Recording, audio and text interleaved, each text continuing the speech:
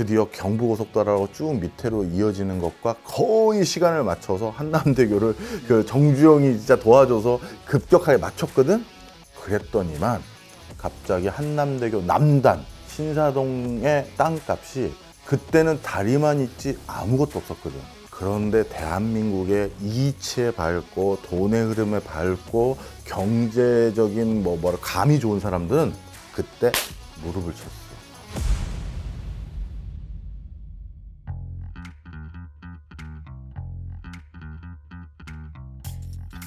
그 당시 김현욱 시장의 머리 쪽에는 그리고 슬쩍 그 박정희 대통령이 슬슬 잽을 날리는 거야. 임자, 서울이 이제 점점 좁아지기 시작했어. 그래서 서울 북쪽과 동서쪽으로는 이미 서울의 구획을 넓혔는데 아무리 봐도 한강 유역까지 다 개발을 해야 될 것 같아. 딱 얘기를 한 거야. 그런데 그 당시 모든 위정자들 머릿속에서의 한강 유역은 진짜 강이 딱 보이는 그 언저리들 있지. 네. 그 언저리까지만 개발을 하라는 얘기로 생각한 거지. 지금 저기 양재천까지, 지금 저쪽 잠실 끝에 광나루까지, 네, 그렇죠. 그리고 이쪽 뭐 목동에서부터 관악구 쪽 그 밑에 내려가 거기는 그렇지. 서울이 아니잖아요. 거긴 서울이 아니거든. 그러다 보니까 그것까지는 생각도 못 하고 있었던 거야. 그래서 이 김현욱 시장이 뭐 한강 유역 개발하기에도 나 정신이 없는데 이 사람이 그때 좌충수를 둔 게 뭐냐면 한남대교를 지으라고 했는데 이 사람 머릿속에서는 여의도 뭐 뚝섬 개발 저 마포 나루 근처 개발해서 이 한강 강변을 중심으로 한 개발만 머릿속에 쭉 있었거든. 근데 대교를 지으라니까 이건 필요가 없을 거라고 생각한 거 아니야. 그렇죠. 그러다 보니 이 사람이 생각한 거는 이건 뭐 대통령이 왜 시킨지 모르겠는데 일단 뭐 시킨 거니까 예산 배정 많이 하지 마. 그때 대충 잡아야 될 예산을 1억 원을 초기 자본으로 잡아야 된다라는 게 전문가의 중론이었는데 이 사람이 서울시 예산으로 잡은 게 1,000만 원이었어. 아이고 이거 뭐 흉내만 내려고 했던 거지. 하는 척만 하려고 그랬나? 그런데 갑자기 대통령이 미친 듯이 속도를 내기 시작했어. 뭐? 경부고속도로를. 그랬더니만 이제 발등에 불이 떨어진 거야. 아니 대통령이 미친 듯이 갑자기 경부고속도로 속도를 내니까 갑자기 부르는 거지. 임자. 어디까지 진행됐어? 한남대교 잘 되고 있지? 왜냐면 대통령이 청와대에서 그렇죠. 부산 가려면 한남대교가 있어야 되는데 그렇죠. 난리가 난 거야. 아니 지금 한남대교가 용산구 용산구 한남동에서 강남 신사까지 연결되는 게 한남대교잖아요. 그 당시에 신사동에 뭐가 없었잖아요. 없었다니까. 왜 다리를 지으라는 거예요, 도대체? 그러니까 그 사람은 그걸 생각한 거죠. 왜 다리를 지으라는 거야. 여기 했다가 논밖에 없는데. 경부고속도로가 진짜 그 또 정주영이라는 또 걸출한 인물 또 나오잖아. 그렇죠. 이 두 사람이 미친 듯이 짓기 시작하니까 속도가 저기 부산까지 연결해 가고 있는데 한남대교 여기 안 되는 거야. 그러니까. 그래가지고 다시 한남대교도 현대건설에서 했거든. 그 김현욱 그 서울시장이 정주영을 찾아가. 사장님, 밤엔 왜 공사를 하시는 거예요? 그랬더니 뭐 지금 대통령이 하나하나 맨날 비행기 떠가지고 헬기로 관찰하시고 한대. 그래서 얘가 더 난리가 났어. 비행기를 떠서 직접 이제 쭉 경부고속도로 진행상을 보는데 가만히 있어봐. 왜 한남대교는 지금 공사 안 하고 쉬고 있는 거야? 이 소리 나면 난리 나잖아. 그렇죠. 그래서 제발 내년에 내가 예산 반영해 드릴 테니 와서 인부들 좀 보내서 공사하는 척을 해달라고 해놓은 그래서 정주영이 황당한 거지. 그게 무슨 소리예요? 공사하는 척을 해달라니. 저한테 1,000만 원 주시면서 천천히 하라고 하고 그랬는데 그랬더니 아니야. 누구든 해서 뭐래도 뚝딱뚝딱 하고 있어. 내년에는 내가 확실히 반영할게. 해서 그 뒤늦게 막 한남대교 막 시작하기 시작한 거야. 그리고 한남대교 초창기 개발에 더 황당한 얘기들이 많아. 뭐냐 하면 처음에 현대건설에 발주했었을 땐 폭 20m에 4차 도로 정도 되는 한남대교를 건설하라고 한 거야. 그런데 이 한남대교를 폭 20m에 4차 대로 정도만 해도 야 이거 뭐 차 빵빵 뚫리겠는데? 그 당시에서는 완전 오버스펙이죠. 그렇게 생각하고 하고 있었는데 갑자기 황당한 지시가 하나 떨어져. 이 사람 보직이 뭐인 사람이냐면 육군 대령 출신으로 건설부 국토보전국장을 지내고 있었던 서정호 대령님이야. 전 예편하신 분이지만 갑자기 서울시 공무원들 불러. 한남대교를 폭 20m가 아니라 최소 25m 이상을 폭을 넓혀라. 그러니까 26m로 해 그냥. 그래서 6차선 도로로 해 한 거야. 그래서 아니 국장님 왜 26m로 갑자기 저희가 이 6차선 도로를 다닐 차가 없는 나라입니다. 대령 출신이 설계 변경을 지시했어요. 지시했어. 6차선 도로로 하라고. 그것도 우리나라 그 자동차 탈탈 털어도 6차선 도로를 수용할 수 있는 차가 없습니다. 그때 저기 서울시 공무원들이 그랬거든. 그랬더니 서정호 대령이 한 말이 내가 확인해 봤는데 지금 대동강에 다리를 건설하고 있는데 폭이 25m다. 아이고. 우리가 그거보다 폭이 커야 된다. 나만의 자존심이 있지. 이게 명령의 가장 큰 이유였어.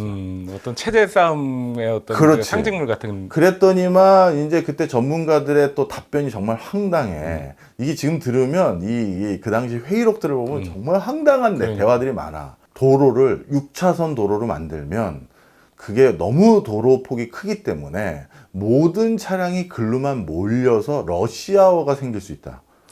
그게 네, 무슨 소리인지 이게 맞는 말이에요? 이게 무슨 소리인지 모르겠어. 그게 첫 번째 안 된다는 이유였고 두 번째 안 된다는 이유가 더 웃겨. 다리가 이렇게 폭이 넓으면 적의 폭격을 받기가 쉽대. 다리 폭을 좁아야 폭격을 비켜갈 수가 있다. 그래서 4차로가 적합하다가 그 당시 학계의 중론이었어. 이것도 잠깐 여담인데 그때는 공사비가 얼마를 드는지 아는 사람이 아무도 없었어. 해보질 않았으니까. 맞아.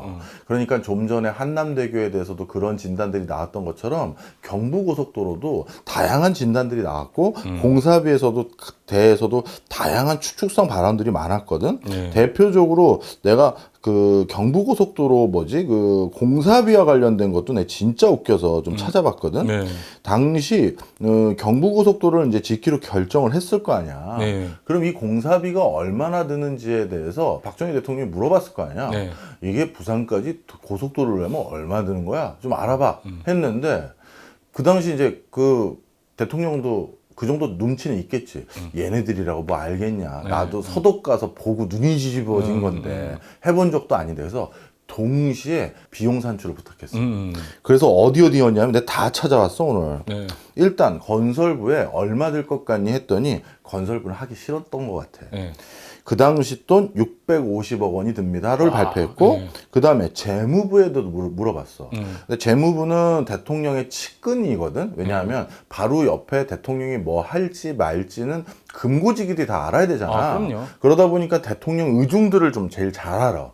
그러다 보니까 건설부보다는 좀 대통령이 하고 싶은가 보다 현실 가능한 예산을 들여보자 해서 재무부에서는 330억 원 듭니다 라고 얘기를 했고 서울시에게도 물어봤어. 서울시가 보기에는 경부고속도로 얼마 들 것 같아 했더니 180억 원이 든다라고 했고 그 다음에 육군 공병부대 공병부대 있죠. 거기에다가 물어봤더니 거기는 490억 원이 든다고 나온 거야. 아니 공병부대 군인들이 공사할 텐데 이거 뭐 공사비 너무 많이 나오는 거 아니야? 인건비가 안 들 텐데. 그런가? 그 다음에 현대건설을 거의 낙점을 해놓은 거지. 자네들이 할지도 모르니 공사비 얼마 주면 되는지 산출해봐라. 그랬더니 현대건설이 280억 얘기를 한 거야. 그래서 그 서울시는 180억, 현대건설은 280억 소요한다고 하고 또 제일 많이 쓴 데는 뭐 600억 건설부가 넘게. 650억. 그래서 이걸 어떻게 해야 되나 하다가 결국 건설부가 야 우리 흔히 말해서 뭐 됐어.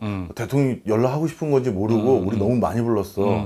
그래서 다시 각하 저희가 잘못 계산했습니다 하고 뒤늦게 다시 갖다 바친 금액이 450억 원이야. 아, 좀 깎아서. 깎아서.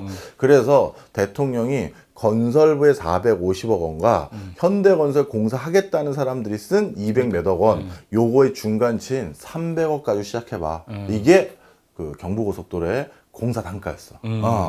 그렇게 해서 시작된 게 그 경부고속도로야. 참 주먹구구네요. 당시만 해도. 그러니까 그 당시에는 뭐 이런 거를 누구도 이해도 못했고 누구도 어떻게 이게 그러고 나면 어떤 일이 생기는지를 몰랐던 거야. 오늘 너무 이제 역사적인 맥락 재밌는 얘기 많이 하다 보니까 제일 중요한 걸 안 했는데 바로 이 한남대교가 드디어 완공되고 나서 큰 변화가 하나 생겼어. 드디어 경부고속도로라고 쭉 밑으로 이어지는 것과 거의 시간을 맞춰서 한남대교를 그 정주영이 진짜 도와줘서 그렇죠. 급격하게 맞췄거든. 네. 그랬더니만 갑자기 한남대교 남단 신사동 쪽에 신사동의 땅값이 2,000원에서 3만 원이 된 거야. 그때는 다리만 있지 아무것도 없었거든. 그렇죠. 그런데 대한민국의 이치에 밝고 돈의 흐름에 밝고 경제적인 뭐라 감이 좋은 사람들은 그때 무릎을 쳤어. 아, 강남이다. 강남이다도 있고 부동산을 봐야 되는구나. 부동산이 아무것도 안 한 저 사람들에게 15배 부자를 만들어줬구나. 그걸 처음 알게 된 계기가 바로 한남대교 완공 뒤에 신사동 땅값이야. 아, 그렇구나. 그래서 한남대교가 우리나라에서 가장 경제적으로 눈치 빠른 사람들을 누군지 판단하게 되는 최초의 성과였고, 그때 줄줄이 야, 대한민국의 이 사람들이 경제적인 센스는 최고였구나라는 사람들이 있어. 그 사람들 중에 뭐 작고한 사람들 몇 사람만 말씀드리면 장기영이라고 있어. 장기영. 이 사람도 엄청난 사람이야. 조선일보 사장하다가 한국일보 설립자이고 그 다음에 부총리까지 지냈죠. 그래서 뭐 진짜 대한민국의 웬만한 프로필은 다 갈아치운 사람인데 이 사람도 경제적인 센스가 보통이 아니야. 그런 변화를 딱 보더니 지금의 양재동 일대를 거의 다 샀어. 이거구나 하면서 바로 이런 이 센스들 요거에 대해서는 다음 시간부터 본격적으로 거대한 강남 개발의 서막이 오르고 있다. 서막이 한남대교 완공과 함께 땅값의 폭등으로 기대하시죠. 진행시켜. 서울에 뭔가 그럴싸한 집을 짓는 건 1930년 이후에는 없었다. 이 정도 상황이다 보니까 이거 뭐 도저히 서울의 집이라고 제대로 된 건 아무것도 없는 거야. 서울의 역사, 그것도 이제 부동산과 건축과 관련한 역사에서 가장 의미심장한 연도는